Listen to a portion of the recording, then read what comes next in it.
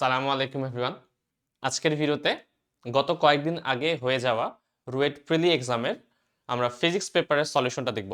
তো এখানে টোটাল 30টা প্রশ্ন এসেছিল। তো এই প্রশ্নগুলোকে তোমরা কিভাবে সলভ করতে পারবে সেগুলো নিয়ে হচ্ছে আজকের এই ভিডিওতে আলোচনা করব। তো চলো কথা না বাড়িয়ে আমরা একেবারে হচ্ছে স্টার্ট করে দিই। আমাদের ফিজিক্সে যে 30টা প্রশ্ন এসেছিল সেটা হচ্ছে এক এক করে কিভাবে সলভ করা যায় সেটা। তো এর জন্য খুব বেশি প্রশ্ন কিন্তু টাইম তুমি পাবা না। আলটিমেটলি 100টা প্রশ্ন এসেছিল, তার জন্য তোমাদের 60 মিনিটস টাইম। তো অ্যাভারেজে 36 সেকেন্ড করে এক একটা প্রশ্নে। তো দেখি আমরা আসলে কি সেই সময়ের মধ্যে সবগুলা করতে পারি কিনা। ঠিক আছে, তো চলো একেবারে প্রশ্ন নাম্বার 1 এটা থেকে শুরু করি। এখানকার প্রথম যে প্রশ্নটা সেটাতে বলা আছে কি দেখো, 2 কেজি ভরের একটি বস্তু ঘূর্ণন অক্ষ হতে 1 মিটার দূরত্বে 5 রেডিয়ান পার সেকেন্ড কৌণিক বেগে ঘুরলে তার গতিশক্তি কত? গতিশক্তি বের করতে বলা হয়েছে। তো এখানে আসলে দূরত্ব কোনো ম্যাটার করে না, এটা এক্সট্রা একটা ইনফরমেশন দেওয়া। কারণ গতিশক্তি যদি একটা বস্তু ঘূর্ণায়মান অবস্থা থাকে, তাহলে ঘূর্ণায়মান বস্তুর গতিশক্তির সূত্র হচ্ছে হাফ আই ওমেগা স্কোয়ার, তাই না? তো এখানে হচ্ছে যেহেতু তোমার আই এর ভ্যালু ডিরেক্ট দেয়া নেই, দূরত্ব ইউজ করতে পারবো আমরা, কারণ আই এর ভ্যালু আমাকে জানতে হবে। তো যেহেতু এখানে বলা নাই বস্তুটা দেখতে কেমন কিরকম, কোনো ইনফরমেশন দেওয়া নেই, তো আমি জাস্ট আই সমান এম আর স্কোয়ার ইউজ করলেই কিন্তু হয়ে যাবে, তাই না? তো এখানে এম এর ভ্যালু কত? এম এর ভ্যালু হচ্ছে 2, আর হচ্ছে 1 স্কোয়ার, তার মানে আলটিমেটলি আই এর ভ্যালু 2ই আসছে। তো এখানে হচ্ছে হাফ ইন্টু 2 ইন্টু ওমেগা, ওমেগার ভ্যালু কত? 5, তাহলে 5 স্কোয়ার, হাফ 2 কেটে যাবে, থাকবে হচ্ছে 25 জুল। তো এই হচ্ছে গতিশক্তির যে ভ্যালুটা সেটা, এবং অপশন দেখে বুঝতে পারছি আমরা এটা হচ্ছে আনসার হওয়া উচিত, তাই না? ইজি প্রশ্ন, একেবারে সূত্র দিয়ে ম্যাথটা তোমরা করে ফেলতে পারবে। চলে আসবে আমরা দ্বিতীয় প্রশ্নে। এখানে বলা আছে 7 - 2x + 3x স্কোয়ার একটি বল আছে, এত নিউটন বল 2 কেজি ভরের বস্তুর উপর ক্রিয়া করে। তাহলে বস্তুর ভর দেয়া আছে, এত ভরের বস্তুর উপর ক্রিয়া করে। বস্তুটিকে বলের দিকে x = 0 থেকে x = 5 এ যদি নিয়ে আসি আমি, তাহলে কৃত কাজের ভ্যালু আমাকে বের করতে হবে। তো বল দেয়া আছে, বল থেকে যদি আমাকে কৃত কাজ বের করতে হয় কি করব আমরা? যেহেতু এটা একটা পরিবর্তনশীল বল, দেখে বুঝতে পারছো সরণের উপর ডিপেন্ডেন্ট, তাহলে পরিবর্তনশীল বল দ্বারা কৃত কাজের সূত্রটা হচ্ছে জাস্ট তোমাকে ইন্টিগ্রেশন করতে হবে। তাহলে w সমান ইন্টিগ্রেশন অফ f dx, এখানে x ইনিশিয়াল থেকে x ফাইনাল পর্যন্ত, তাই না? তাহলে এখানে একবারে বসিয়ে দিই আমি 7 - 2x plus 3x square integration কত থেকে কত? 0 থেকে 5, 0 থেকে 5 আমরা জানি হচ্ছে যেগুলো ডেফিনিট ইন্টিগ্রাল, অর্থাৎ যেগুলোর ইন্টিগ্রেশনের ভ্যালু দেয়া থাকে সেগুলো কিন্তু তুমি চাইলে ডিরেক্ট ক্যালকুলেটর ইউজ করেই করতে পারো। তো আমি এটা ক্যালকুলেটর ইউজ করে অলরেডি করে রেখেছি। করে কত হয় আমি তোমাদেরকে জাস্ট একবারে বলছি। এটা আমার এসেছে 135, 135 জুল, 135 জুল। ঠিক আছে, তো একেবারেই তোমার শুধুমাত্র কিছু করতে হবে না, এই জিনিসটাকে ক্যালকুলেটরে উঠাতে হবে, আর কিছু না। 0 থেকে 5 লিমিটের মধ্যে যদি আমি হচ্ছে ইন্টিগ্রেশন করে দিই, তাহলে কৃত কাজের ভ্যালু পেয়ে যাব। তাহলে 125 তোমার অপশনে ছিল আশা করি, এই হচ্ছে 135, তাহলে এটা হচ্ছে আনসার। চলে আসবো পরবর্তী প্রশ্নে। বাষ্প ও বরফের মধ্যে ক্রিয়ারত কার্নো ইঞ্জিনের কর্মদক্ষতা কত? বাষ্প ও বরফ, তার মানে হচ্ছে 0 ডিগ্রি এবং হচ্ছে 100 ডিগ্রি, এই দুটার মধ্যে যদি একটা কার্নো ইঞ্জিন কাজ করে, তাহলে কর্মদক্ষতার সূত্র কি? 1 - T2/T1 × 100%। ঠিক আছে, তো এখানে T2 কত? 0, 0 ডিগ্রিকে কেলভিনে পরিণত করলে 273, আর 100 মানে হচ্ছে 373। তো একে যদি আমি হচ্ছে ক্যালকুলেট করি, তো এগুলো হচ্ছে রাফও করা লাগবে না, ডিরেক্ট ক্যালকুলেটরে যদি বসাও তাহলে চলে আসবে। এটা আমার এসেছে 26.8%, 26.8%। তো এই হচ্ছে তোমার কর্মদক্ষতার সূত্র বা আনসার। ঠিক আছে, তো এইটা প্রশ্ন হচ্ছে এখানে আনসার অপশন দেওয়া আছে 26.8, এটা হচ্ছে তোমার আনসার হবে। পরবর্তী প্রশ্ন। এত কেজি ভর এবং এত মিটার ব্যাসার্ধ বিশিষ্ট একটি গ্রহের পৃষ্ঠ হতে 2 কেজি ভরের একটি বস্তুকে যদি আমি মহাশূন্যে পাঠাতে চাই, তাহলে প্রয়োজনীয় শক্তির পরিমাণ কত? দেয়া আছে জি এর ভ্যালু। আচ্ছা, প্রয়োজনীয় শক্তি মানে হচ্ছে কৃত কাজ, কি পরিমাণ কাজ করতে হবে একটা বস্তুকে যদি আমি পৃষ্ঠ থেকে একটা উচ্চতা নিয়ে যাই, তাহলে এটা হচ্ছে তোমার মহাকর্ষ বা অভিকর্ষ বলের বিরুদ্ধে, মহাকর্ষ বল বলতে পারো যেহেতু এটা পৃথিবী না, অন্য কোনো গ্রহ বলা আছে, মহাকর্ষ বলের বিরুদ্ধে কৃত কাজ।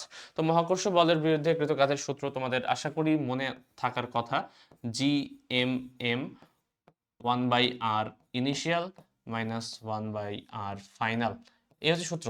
ঠিক আছে, এখানে জি এর ভ্যালু কত? 6.7 10⁻⁻11, এম হচ্ছে ওই গ্রহের ভর প্রশ্নে বলা আছে 5 × 10⁻24, তাহলে 5 × 10⁻24 এম, মানে যেই বস্তুটাকে তুমি পাঠাতে যাচ্ছ তার ভর দেয়া আছে 2 কেজি, তাহলে 2।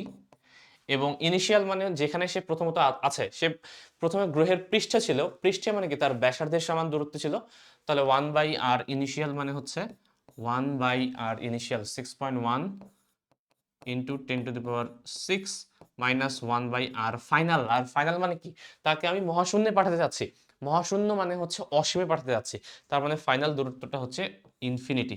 তো এটা না লিখলেও হতো, এটা আলটিমেটলি 0 চলে আসবে। শুধুমাত্র এতটুকু জিনিস যদি ক্যালকুলেট করো তাহলে ডিরেক্ট প্রশ্নের আনসারটা চলে আসবে তোমার। আমার এসেছে 1.1 ইন্টু 10⁻8, অলমোস্ট 1.1 ইন্টু 10⁻8 জুল। তাহলে এইটাই হচ্ছে তোমার হবে আনসার, ঠিক আছে। তো একেবারেই আমরা হচ্ছে সূত্র ইউজ করে করতে পারলাম। সূত্র যদি মনে থাকে এই জিনিসটা রাফ করার দরকার নেই, ডিরেক্ট হচ্ছে ক্যালকুলেটরে এই সেকেন্ড লাইনটা তোমরা লিখবা, সেকেন্ড লাইনটা লিখলেই কিন্তু হয়ে যাবে ম্যাথটা। চলে আসবো আমরা পরবর্তী প্রশ্নে। এইটা তো খুবই ইজি, একটা সরল সন্ধিত স্পন্দনের সমীকরণ দেওয়া আছে, এখান থেকে কৌণিক কম্পাঙ্ক বের করতে হবে। এটাকে জাস্ট তোমাকে একটু সিম্পলিফাই করতে হবে, সাজাতে হবে। সাজাবো কিভাবে? সাজানোর জন্য আমরা যেটা করতে পারি, এই চার্টটাকে হচ্ছে ভাগ করে দিতে পারি, তাহলে এটা আসবে d² y/dt² প্লাস 16কে 4 দ্বারা ভাগ করলে আলটিমেটলি 4y = 0। তো এখানে 4 এটা মানে অ্যাকচুয়ালি কি ওমেগা স্কয়ার না, কারণ আমরা জানি d² y/dt² plus omega square y = 0, এটাই হচ্ছে তোমাদের সমীকরণটা। তাহলে এই 4 এর পরিবর্তে আমি y বলতে পারি, অর্থাৎ w সমান আসবে আমার ওমেগা সমান আসবে আমার 2 রেডিয়ান পার সেকেন্ড। এককটা দেখতে ভুল করা যাবে না, ঠিক আছে, এককটা দেখতে ভুল করলে কিন্তু সমস্যা হতে পারে। এখানে দেখো এককটা রেডিয়ান পার সেকেন্ডও আছে, আবার রেডিয়ান ইনভার্স সেকেন্ডও আছে। তো রেডিয়ান পার সেকেন্ড একক যেটা, সেটা তোমার আনসার হবে। তাহলে এটা হচ্ছে তোমার আনসার, এটা হচ্ছে আনসার 2 রেডিয়ান পার সেকেন্ড, ঠিক আছে। পরবর্তী প্রশ্ন, এত তাপমাত্রায় শুষ্ক বায়ুর আয়তন যদি 100 সিসি হয়, উক্ত বায়ুকে স্থির চাপে 60°C পর্যন্ত উত্তপ্ত যদি করা হয়, তাহলে আয়তন কত হবে? চাপ যদি স্থির থাকে তো আমরা হচ্ছে এই সূত্র অ্যাপ্লাই করতে পারি আদর্শ গ্যাসের জন্য, V1/T1 = V2/T2। সব ভ্যালু দেওয়া আছে, শুধুমাত্র আমাকে ইউজ করতে হবে। তো এখানে V1 কত? V1 হচ্ছে 100, যখন তাপমাত্রা ছিল হচ্ছে 27 মানে 300, ঠিক আছে। দেন হচ্ছে V2 তোমাকে বের করতে হবে যখন তাপমাত্রা কত 60, তাহলে 7×6 = 13 333। তো আলটিমেটলি তুমি কেটে দাও, তাহলে আসবে 111 আসা উচিত। তাহলে V2 সমান 111 সিসি। তো 111 সিসি বা সেন্টিমিটার কিউব বা কিউবিক সেন্টিমিটার যেটাই বলো, এটা হচ্ছে আনসার হওয়া উচিত। চলে আসবো আমরা পরবর্তীটাতে। একটি বৈদ্যুতিক বাল্বে এই জিনিসটা লেখা আছে, এখান থেকে কিভাবে আমরা ব্রেক করতে পারবো, বাল্বটির রোধ কত। তো একটা সূত্র তোমরা জানোই, P সমান হচ্ছে V²/R। তো সেখান থেকে R সমান আমি কি বলতে পারি, V²/P। তাহলে একবার আমি বলতে পারি R সমান V²/P। V হচ্ছে 220² P মানে 50। ক্যালকুলেটর ইউজ করো, ডিরেক্ট করে ফেলো। এটা আসছে আমার 968 ওহম,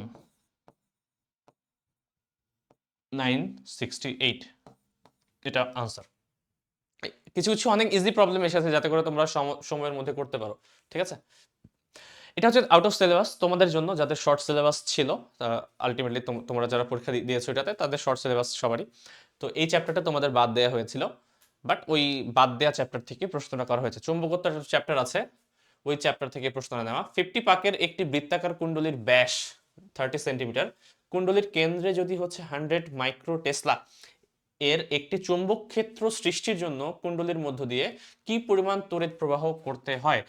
তো কতটুকু চৌম্বক ক্ষেত্র তৈরি হবে একটা বৃত্তাকার কুণ্ডলীতে, তার একটা সূত্র দেয়া আছে, তোমরা পড়োনি তাই জানো না। সূত্রটা হচ্ছে এরকম, μ0 Ni/2r, ঠিক আছে। তো আউট অফ সিলেবাস যেহেতু এসেছে, তো আশা করছি কেউ অনেকেই পারবে না, অনেকের যাদের হচ্ছে ইচ্ছা ছিল নিজের উদ্যোগে পড়েছে তারা পারতে পারো, আদারওয়াইজ কারো পারার কথা না। যদিও এটা ডিরেক্ট বইয়ের সূত্র, হুবহু এই সূত্র দিয়ে অনেক ম্যাথ করা হয়, যদি তোমরা এটা পড়তে আর কি বুঝতে পারতে। তো যাই হোক, যেহেতু পড়ো নেই সমস্যা নেই, স্কিপ করাটাই বেটার ছিল ওই সময়। তো বি হচ্ছে তোমার কতটুকু চৌম্বক ক্ষেত্র, চৌম্বক ক্ষেত্রের ভ্যালু দেওয়া আছে 100 মাইক্রো টেসলা।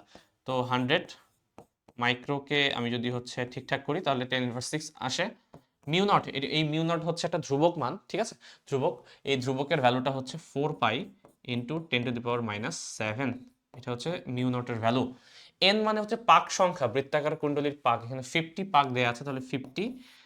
আই এটা আমাকে বের করতে বলেছে তড়িৎ প্রবাহের ভ্যালুটা কত, এবং 2 আর, আর হচ্ছে ওই যে বৃত্তাকার যে কুণ্ডলীটা আছে তার ব্যাসার্ধ।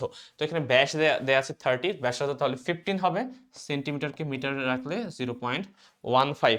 তো এটা যদি আমি ক্যালকুলেট করি, আমার ক্যালকুলেট করা যে ভ্যালুটা সেটা এসেছে 0.48 অ্যাম্পিয়ার। তাহলে আই মানে হচ্ছে 0.48 অ্যাম্পিয়ার, অর্থাৎ এটা হচ্ছে তোমার আনসার। ঠিক আছে, তো এই সিম্পল কোয়েশ্চেন, কিন্তু আউট অফ সিলেবাস হওয়ার কারণে অনেকেই পারবা না। 9 নম্বর প্রশ্ন, ইউরেনিয়ামের নিউক্লিয়াসে ইলেকট্রন সংখ্যা কত? এটা আমার কাছে যেটা মনে হচ্ছে যেটা উত্তর হওয়া উচিত, এখানে নিউক্লিয়াস ওয়ার্ডটা ইউজ করা আছে, নিউক্লিয়াসে সাধারণত ইলেকট্রন থাকে না, এই কারণে আনসারটা হওয়া উচিত 0। ঠিক আছে, অনেকে তোমরা হয়তো ভুল করে 92 দাগাতে পারো, কারণ 92 এখানে বলা আছে, আমরা জানি কোন একটা মৌলের তার যদি আধান না থাকে তাহলে সেক্ষেত্রে তার ইলেকট্রন এবং প্রোটনের সংখ্যা সমান, সেদিক থেকে অনেকে 92 দাগাতে পারো। বাট আমার কাছে কারেক্ট আনসার মনে হয় 0 হওয়া উচিত, কারণ নিউক্লিয়াস বলা আছে এখানে, নিউক্লিয়াসে কোনো ধরনের ইলেকট্রন থাকে না, তাহলে ইলেকট্রনের পরিমাণ আসলে শূন্য হবে। এটা একটি ট্রিকি কোশ্চেন দিয়ে দিয়েছে, যাতে করে তাড়াহুড়ো করতে যেয়ে তোমরা ভুল করো। ঠিক আছে, পরবর্তী প্রশ্ন, 30i j ডট কে এর ভ্যালু কত? আচ্ছা, প্রথমত j ডট কে এর ভ্যালু তো 0, আমরা জানি 0। তো 0-এর সাথে যাই গুণ করো আলটিমেটলি 0 আসবে। 0 একটা ভেক্টর আকারে বলতে পারো, এটাকে নাল ভেক্টর বলে, এই নাল ভেক্টর অপশন দেয়া ছিল, তাহলে এটাকে 0 ভেক্টর আকারে আমরা লিখতে পারি চাইলে। ঠিক আছে, কারণ এটা একটা ভ্যালু, জে ডট কে তো আর ভেক্টর হবে না, বাট এই 0-এর সাথে যদি এই ভেক্টরটাকে গুণ করো 30i, সেটা একটা ভেক্টর রাশি হবে, বাট এই ভেক্টরের কোনো মান থাকবে না, যেটাকে আমরা নাল ভেক্টর বলি, এই কারণে 0 ভেক্টর চিহ্ন আকারে অপশনটা দেওয়া ছিল। বাট এটাই হচ্ছে তোমার আনসার হবে। চলে আসবে 11 নম্বর প্রশ্নে, 500 কেজি ভরের একটি মোটরযান 50 কেজি গড় ভরের 5 জন যাত্রী নিয়ে 30 মিটার পার সেকেন্ড চলন্ত অবস্থায় হঠাৎ স্টার্ট বন্ধ হয়ে 100 মিটার দূরত্বে গিয়ে থেমে গেল। ঘর্ষণজনিত বলের মান নির্ণয় করো। চলতে চলতে করলো কি, হচ্ছে থেমে গেল, থেমে গেলার কারণে এই যে ঘর্ষণ যে বাধাপ্রাপ্ত করলো তাদেরকে, তার ভ্যালুটা কত? তার জন্য আমাকে লাগবে কি, আমার প্রথমত এম এর ভ্যালু লাগবে, গাড়ির নিজস্ব ভর হচ্ছে 500, আবার সেখানে 5 জন যাত্রী ছিল, প্রত্যেকের গড় ভর হচ্ছে 50 করে, তাহলে এখানে 250 500 মানে 750 কেজি, তো টোটাল হচ্ছে 750 কেজি ভর হচ্ছে এখানে ছিল। এরপরে কি বলা হচ্ছে, যে 5 জন যাত্রী নিয়ে 30 মিটার পার সেকেন্ড বেগে তারা হচ্ছে যাচ্ছিল, হঠাৎ স্টার্ট বন্ধ হয়ে যায়। তো 30 মিটার পার সেকেন্ড যেহেতু যাচ্ছে, তার মানে তার আদি বেগ দেওয়া আছে, শেষ বেগ তো আলটিমেটলি 0, তাহলে আমরা এই সূত্র ইউজ করতে পারি, ভি স্কয়ার সমান U square minus 2as, minus কেন, কারণ সে থেমে আছে এই কারণে। তো শেষ বেগ হচ্ছে 0, আদি বেগ হচ্ছে 30 স্কয়ার মাইনাস 2 ইন্টু এ ইন্টু এস। এস হচ্ছে কত মিটার গিয়ে সে থেমে যাবে, সেটা হচ্ছে 100 মিটার। তো সেখান থেকে আমি কিন্তু এ এর ভ্যালুটা বের করতে পারি। তো আমি এ বের করে নিয়েছি, আমার কাছে এর যে ভ্যালুটা বের হয়েছে সেটা হচ্ছে 4.5 মিটার পার সেকেন্ড স্কয়ার। তো ত্বরণ বের হয়েছে, এখানে ভর ভর দেয়া আছে, তাহলে ঘর্ষণজনিত যে বলের মানটা সেটা তুমি বের করতে পারো এফ সমান এম এ থেকে। তো 750-এর সাথে 4.5 কে তোমাকে জাস্ট গুণ করে দিতে হবে। তো 750 এর সাথে 4.5 গুণ করলে আসে 3375 নিউটন, 3375 নিউটন। তাহলে এই হচ্ছে তোমাদের আনসার।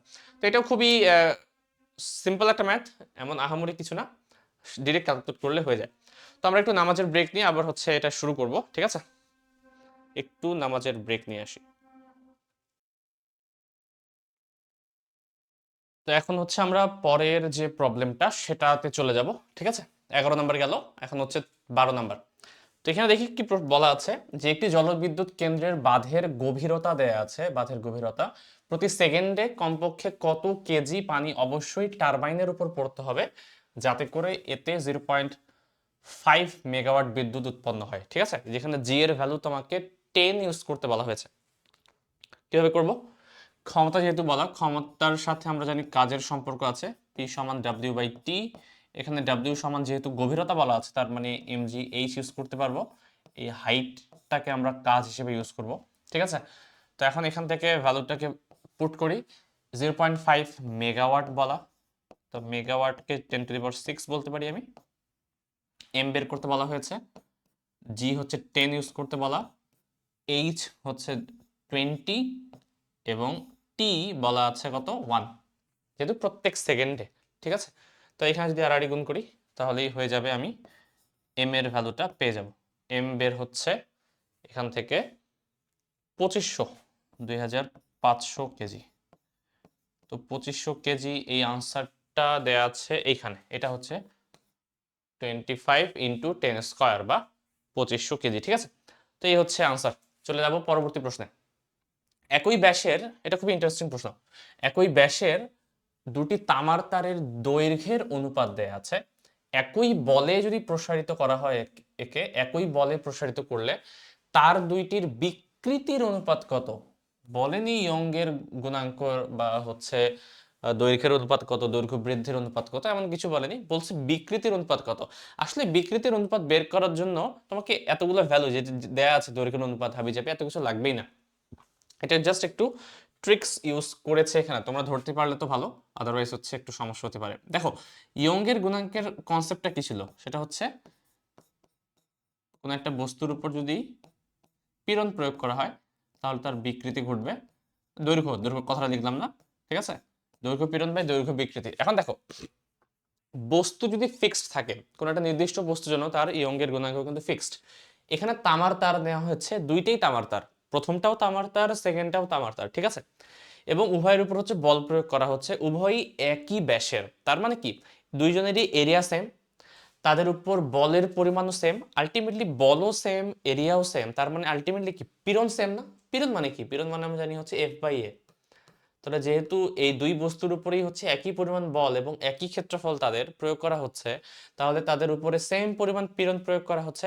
এবং দুইটাই যেহেতু তামার তার, তামার তার মানে একই তার হইলে তার মানে তার ইয়ংয়ের গুণাঙ্কটা কনস্ট্যান্ট, তাহলে পীড়নটাও ফিক্সড, ইয়ংয়ের গুণাঙ্কও ফিক্সড, তাহলে বিকৃতি তো ফিক্সড হবেই। তার মানে এই তারটা যেমনই হোক না কেন, তাদের দৈর্ঘ্যের অনুপাত যেমনই হোক না কেন, তুমি যদি এর উপর সেম পরিমাণ পীড়ন অ্যাপ্লাই করো, দুইটাই সেম তারের হওয়ার কারণে, তামার তার হওয়ার কারণে তাদের বিকৃতিও সেম হবে। সেখানে দৈর্ঘ্যের সাথে কোনো সম্পর্কই নেই এর। যদি বলতো বিকৃতি না বলে যদি বের করতে বলতো কি পরিমাণ দৈর্ঘ্য বৃদ্ধি পাবে, সেই ক্ষেত্রে আলাদা জিনিস হতো। বাট যেহেতু বিকৃতি বলা হয়েছে, দুইজনেরই কিন্তু বিকৃতি সেম, কারণ তামার তার এবং একই পীড়ন প্রয়োগ করা হচ্ছে। তার মানে দুইজনের বিকৃতি অনুপাত কত? 1:1, মানে সেম। এর যা হবে দ্বিতীয়টারও তাই হবে। এটা একটু কনসেপচুয়াল কোয়েশ্চেন, এখানে হচ্ছে ম্যাথ করার কিছু নেই, তোমাকে জাস্ট বুঝতে হবে জিনিসটা। পরবর্তী প্রশ্ন, পৃথিবীর ভর এম এবং ব্যাসার্ধ আর হলে পৃথিবী পৃষ্ঠে এটার মান কত? এটা তো খুবই সিম্পল জিনিস, জি সমান g M by r square. তো এখান থেকে g by g small g, g by small g হয়ে যাবে আর স্কোয়ার বাই এম। তাহলে আর স্কোয়ার বাই এম হচ্ছে তোমার আনসার। চলে আসবো পরবর্তী প্রশ্নে। 15 নম্বর, একটি বদ্ধ সিলিন্ডারে এত গ্রাম অক্সিজেন গ্যাস রাখা আছে, 30°C তাপমাত্রায় গ্যাসটির গতিশক্তি কত? তো একটা আদর্শ গ্যাসের গতিশক্তির সূত্র কি, 3/2 nRT, তাই তো? 3/2 nRT। তো এখানে এন কত? এন হচ্ছে তোমার 10 গ্রাম অক্সিজেন বলা, তার মানে 10কে তোমাকে 32 দ্বারা ভাগ করতে হবে। তো 10/32। আর আর আমি 8.314 বসাই। টি, টি হচ্ছে 30, 30 মানে 303 কেলভিন। তো এখান থেকে আমি পেয়ে যাব গতিশক্তির ভ্যালুটা। তো আমার কত এসেছে আমি একটু দেখে নিব। এটা আমার এসেছে 1180.85, 1180.85, এটা জুল। তো 1180, 85 নাই, বাট কাছাকাছি আনসার আছে এটা। তো এই হবে তোমার আনসার 1180.28, ঠিক আছে? কাছাকাছি আসে, সমস্যা নেই, এটা দেখা গেলেও সমস্যা হবে না। 16, 10 মিটার ব্যাসার্ধের বৃত্তের কেন্দ্রে এত তড়িৎ আধান অবস্থিত, একটি একক ধনাত্মক আধানকে, একক ধনাত্মক আধানকে যদি বৃত্তের পরিধি বরাবর একবার প্রদক্ষিণ করতে সম্পাদিত কাজের পরিমাণ কত? মানে বৃত্তাকার পথে একজন ঘুরছে, ঠিক আছে? একটা বৃত্ত আছে, এখানে হচ্ছে তোমার আধান আছে একটা, ওই আধানটা কত? 10 মাইক্রোকুলম। এর পাশে হচ্ছে এখানে একটা আধান রোটেট ঘুরছে, এই দিক বরাবর ঘুরছে। তো আমাকে বের করতে বলছে কাজের পরিমাণ কত। আশা করি তোমরা জানো, কোন একটা বস্তুকে যদি আমি বৃত্তাকারে ঘোরাই, তাহলে প্রত্যেকটা পয়েন্টে এর যে সরণের ডিরেকশন এবং এদের যে বলের ডিরেকশন, দুইটা পরস্পর 90° অ্যাঙ্গেলে কাজ করে। কারণ কি, সরণে কাজ করছে এই দিক বরাবর এবং এই আধানটাকে এই আধানটা আকর্ষণ করছে, তাই তো? আকর্ষণই তো।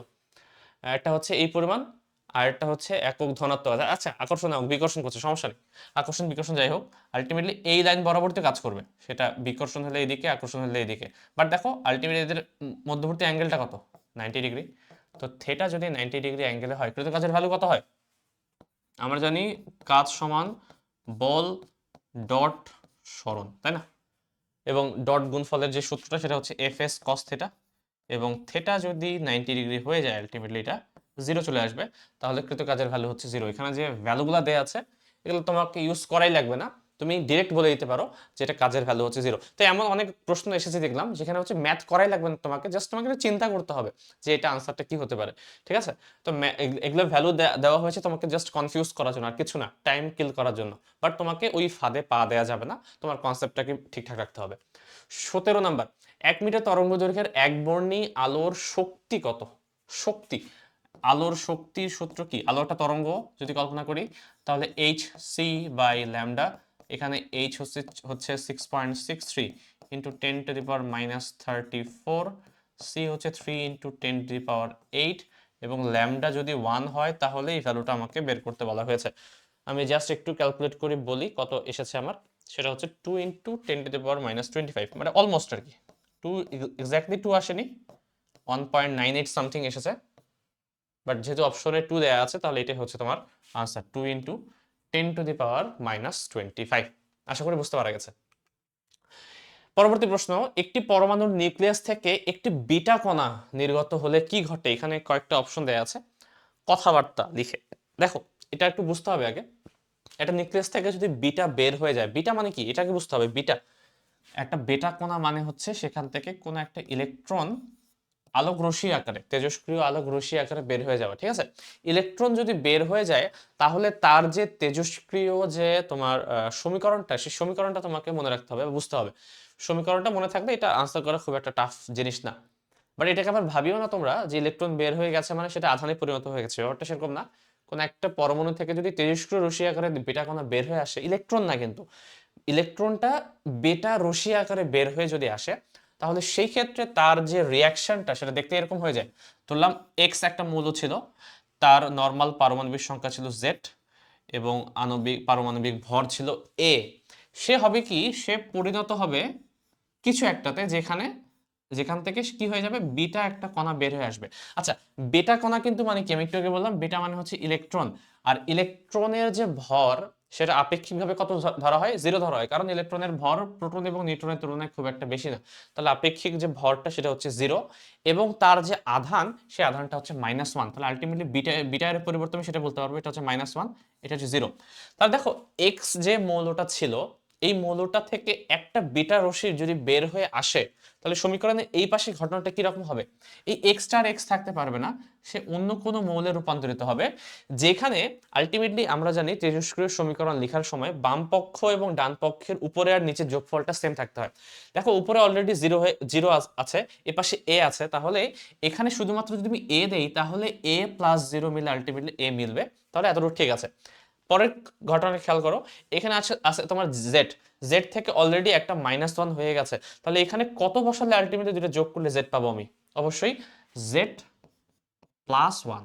তাহলে দেখো এখানে যখনই একটা বিক্রিয়া থেকে, তেজস্ক্রিয় বিক্রিয়া থেকে বিটা রশ্মি চলে যাচ্ছে, তখন মৌলটা এমনভাবে চেঞ্জ হয়ে যাচ্ছে যাতে তার ভরের মানের কোনো পরিবর্তন না হলেও তার কিন্তু যে পারমাণবিক সংখ্যাটা, এই সংখ্যাটা কিন্তু বৃদ্ধি পাচ্ছে, এবং বৃদ্ধি পাচ্ছে যদি একটা বেটা রশ্মি বের হয়ে যায়। এটাই প্রশ্নে বলা হচ্ছে যে একটি পরমাণু নিউক্লিয়াস থেকে একটি বিটা কণা যদি বের হয়ে যায় তখন কি ঘটনা ঘটবে। তো তখন যেটা ঘটনা ঘটবে সেটা হচ্ছে এই পারমাণবিক সংখ্যা বা অ্যাটমিক নাম্বার সেটা 1 বৃদ্ধি পাবে, অর্থাৎ ইনক্রিজেস বাই 1। এটা হচ্ছে তোমার আনসার। এই বিক্রিয়াটা যদি বুঝতে পারো এই আনসারটা তোমরা দিতে পারবে। আশা করি বোঝা গেছে, ঠিক আছে? এর পিছনে ব্যাখ্যা আছে, ব্যাখ্যাগুলো আমি এখন আমি দিচ্ছি না, যে কেন আসলে 1 বৃদ্ধি পায়, এখানে ঘটনাটা আছে, অনেক বিস্তারিত একটা ঘটনা আলোচনা করা যাবে এখানে, বাট এখন আমি সেটা আলোচনা করছি না। 19 নম্বর প্রশ্নে এই দুইটা ভেক্টর দেয়া আছে, দুইটা ভেক্টর পরস্পর সমান্তরাল হলে m এবং n এর ভ্যালু কত? এটা তো খুবই সিম্পল কোয়েশ্চেন। সমান্তরাল হলে আমরা কি জানি, দুইটাকে জাস্ট সবগুলোকে তুলনা করতে পারি। তাহলে 4/2 equals to m/4 equals to 2/n। তো সেখান থেকে কি বলা যায়, এখানে তো 2 আর 4 কেটে দিলে 2ই আসবে, এখানে 2 আসে, তাহলে m সমান আসবে 4 2 8, m সমান আসে 8, আর n সমান কত আসে 1। 8,1, এম এবং এন এর ভ্যালু হচ্ছে 8,1। তো এটা হচ্ছে তোমার আনসার। পরবর্তী প্রশ্ন, এত ত্বরণে একটি লিফট নিচে নামছে, ঠিক আছে? লিফটের মধ্যে দাঁড়ানো এক ব্যক্তি যদি 54 কেজি ভর হয় তাহলে সে কত ওজন অনুভব করবে? তো অনুভূত ওজন আমরা জানি ডাব্লিউ প্রাইম সমান, যদি নিচে নামে তাহলে এম জি মাইনাস এ, ঠিক আছে? নিচে নামলে জি মাইনাস এ, তো সেখানে হচ্ছে 54, জি হচ্ছে 9.8 মাইনাস 3। তো আমি যদি হচ্ছে ক্যালকুলেট করি, একটু দেখি কত আসছে আমার, একটু ক্যালকুলেট করে। এই ভ্যালুটা আসছে 367.2, 367.2 নিউটন, এই পরিমাণ। তো 367.2 একটা কেজি এককে আছে, একটা নিউটন এককে আছে, যেহেতু ওজন বলেছে তাহলে অবশ্যই নিউটন একক যেটা সেটা হবে। তো তাড়াহুড়ো করতে যাই, এখানে ভুল হয়ে যায়, একটা দাগাতে যাই আমরা একটা দাগিয়ে ফেলি, তো এটাতে সাবধান থাকতে হবে একটু। 21 নম্বর প্রশ্ন, প্রযুক্ত বল এবং সরণের মধ্যে কত কোণ হলে কাজের পরিমাণ শূন্য হবে? এটা তো একটু একটু আগে একটা প্রশ্নে আলোচনা করলাম আমি, তাই না? 90 ডিগ্রি যদি লম্ব হয় তাহলেই হচ্ছে কাজের পরিমাণ শূন্য হতে পারে, 90 ডিগ্রি অ্যাঙ্গেল, ঠিক আছে? 22 নম্বর প্রশ্ন, পৃথিবীর ঘূর্ণন যদি থেমে যায় তাহলে বস্তুর ওজন কি হবে? সেটা কি বৃদ্ধি পাবে, কনস্ট্যান্ট থাকবে, নাকি কমে যাবে? এরকম একটা কিছু অপশন দেয়া আছে।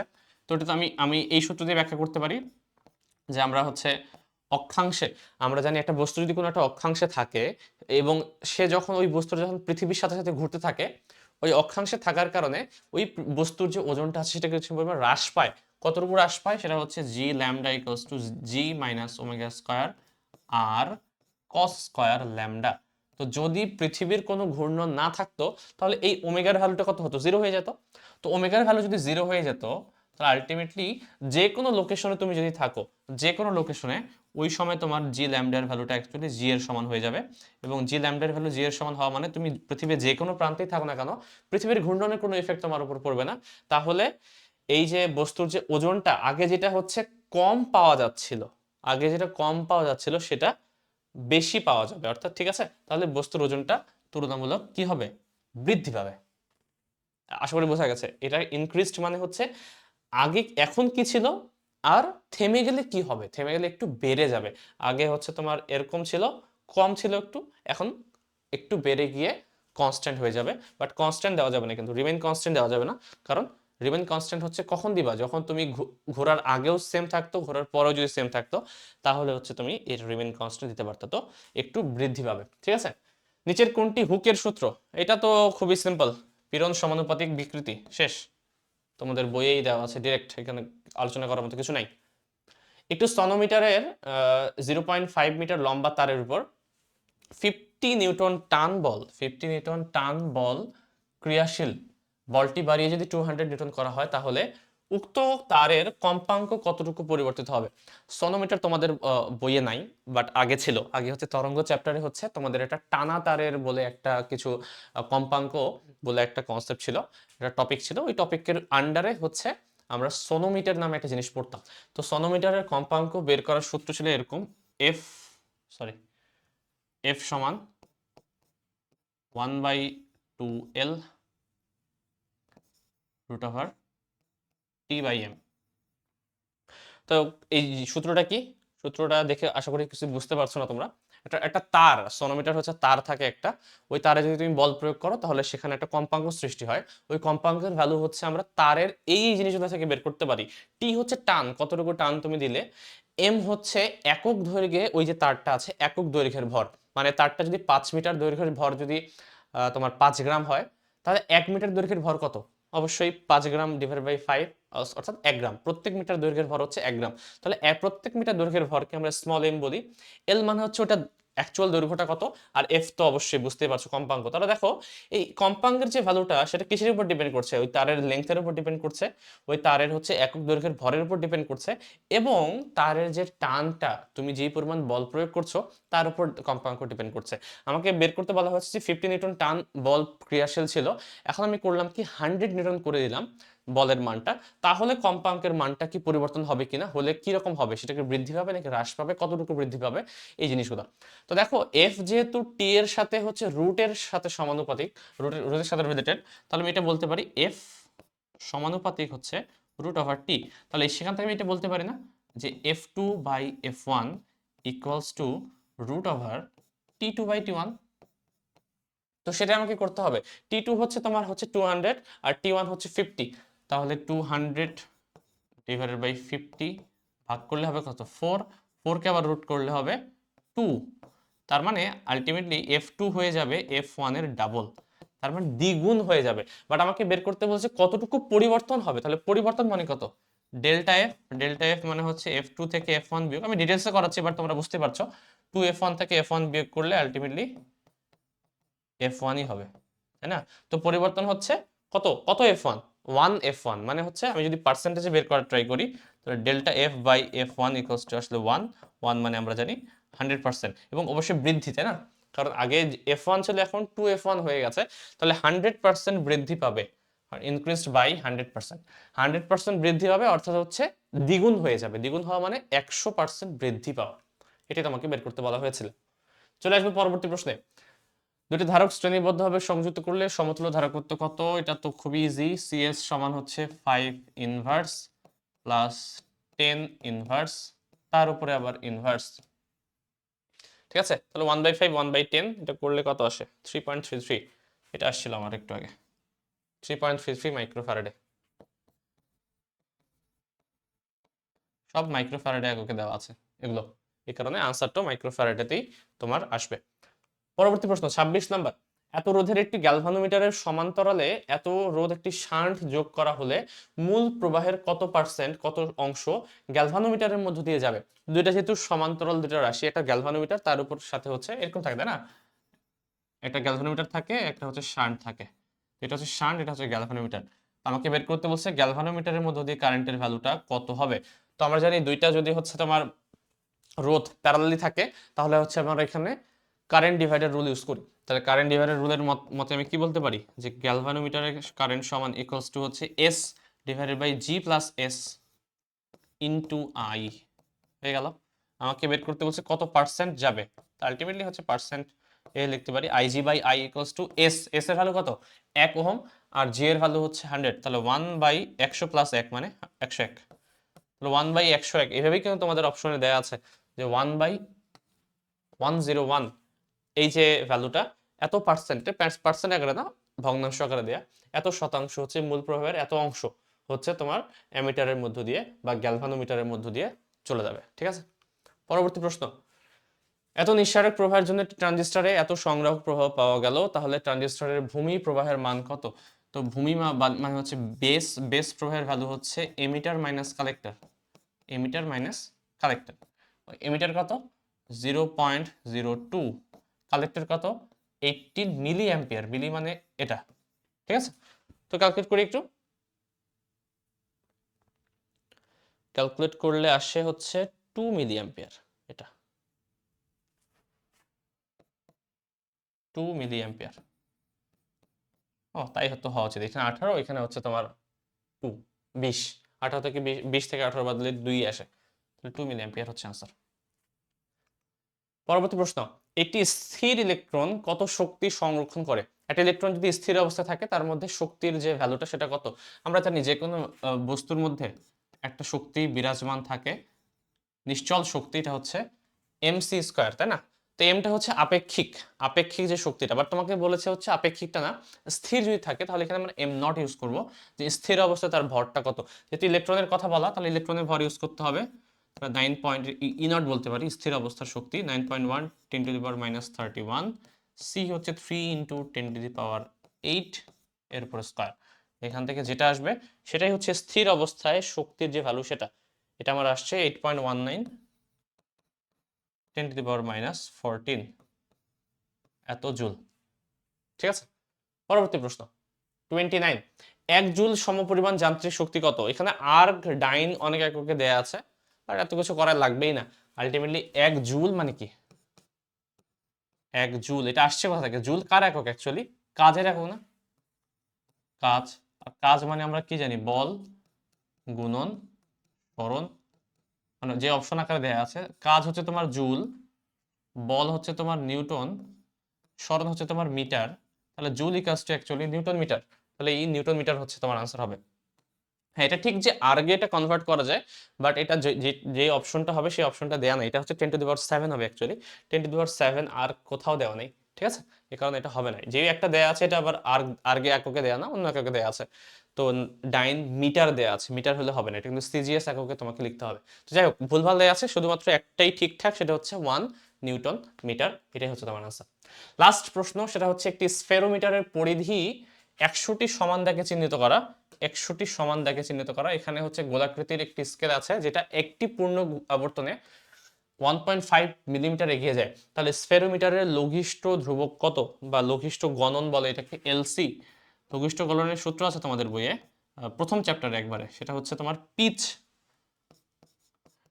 পিচ ডিভাইডেড বাই ভাগ সংখ্যা, বৃত্তাকার স্কেলের ভাগ সংখ্যা। পিচ মানে কোন একটা স্কেলকে একবার রোটেট করলে সেটা যতবার আবর্তন করে, যতটুকু হচ্ছে প্রধান স্কেল বরাবর আবর্তন করে, সেটাকে তার পিচ বলে। এখানে বলাই আছে যে গোলাকৃতি স্কেলটি একটি পূর্ণ যদি আবর্তন হয় তাহলে প্রধান স্কেলে সে 1.5 মিলিমিটার এগিয়ে যায়। তাহলে এই 1.5 মিলিমিটার যে ভ্যালুটা, এটাই হচ্ছে অ্যাকচুয়ালি পিচের ভ্যালু, ঠিক আছে? এবং টোটাল যে দাগ সংখ্যা কত আছে, ভাগ সংখ্যা, সেটা হচ্ছে 100টি সমান দাগে বিভক্ত। তাহলে একে 100 দ্বারা ভাগ করলেই হয়ে যাবে। তাহলে এটা আসবে কত, 0.015, তাই না? 10, হ্যাঁ, এত মিলিমিটার। আচ্ছা, সবগুলো হচ্ছে সেন্টিমিটারে দেওয়া, তার মানে একটা জিরো এক্সট্রা আসবে আর কি এখানে। 0. আরো 10 দ্বারা ভাগ করতে হবে, 0015 সেন্টিমিটার। তো 0.0015 সেন্টিমিটার মানে হচ্ছে এটা। তো এই হচ্ছে তোমার আনসার, 0.0015। এই হচ্ছে সবগুলো প্রশ্ন, সবগুলো প্রশ্নের আনসার। খুবই সিম্পল প্রশ্ন এসেছিল ফিজিক্স পার্টটুকু। ম্যাথটাও সহজ লেগেছে আমার কাছে, কেমিস্ট্রিটা হচ্ছে যার যতটুকু মুখস্থ করার ক্ষমতা সেটা। তো ফিজিক্স পার্টের আমরা সলভ দেখলাম। যদি এরপরেও কারো কোনো সমস্যা থাকে সেটা আমাকে কিন্তু জানাতে পারো, ঠিক আছে? তো আজকের ভিডিও এই পর্যন্তই। আগামী ভিডিওতে হচ্ছে আমরা অন্য কোনো জিনিস নিয়ে কথা বলবো। সে পর্যন্ত সবাইকে আসসালামু আলাইকুম।